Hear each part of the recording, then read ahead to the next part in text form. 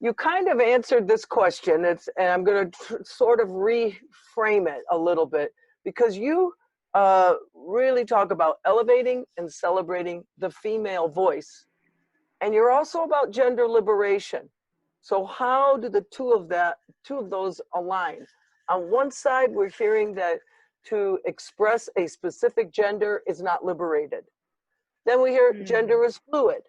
And then we hear that female is not biological, it's a gender construct. I mean, how do you put the two of those together? It's a little I love it. convoluted, but I think the first part that you mentioned, where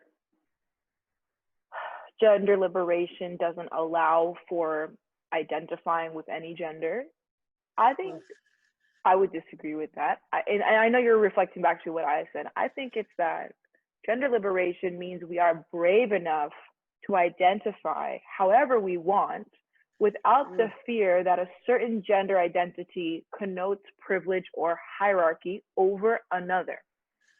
That's where the liberation has to live. Whether I say I am masculine of center, if I say I am female, if I say I am a trans man, none of these different identifiers mean I have access to certain privilege over the other.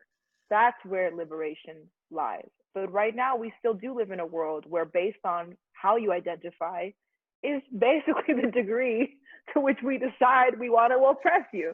And that's why there is so much thoughtful activism around protecting trans female lives, Black trans women's lives, because we understand that that is the most vulnerable population based on these problematic hierarchies that we have in our society today.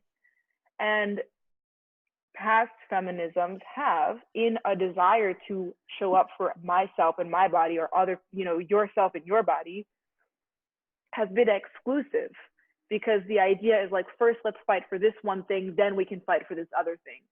But that is a problematic way, because we have to understand that, when only we are all free, like none of us are free until all of us are free type mentality. We cannot say first white women, then Black women, first cis women, then trans women, first straight women, then gay women. We can't do that.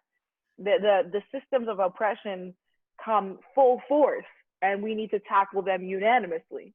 And the first us, then you mentality has always been a form of perpetuating that oppression, and saying like, okay, well, let me make sure I fit somewhere on the hierarchy. It's like, no, we understand that these kinds of things affect us all negatively, and we have to unify in order to fight them.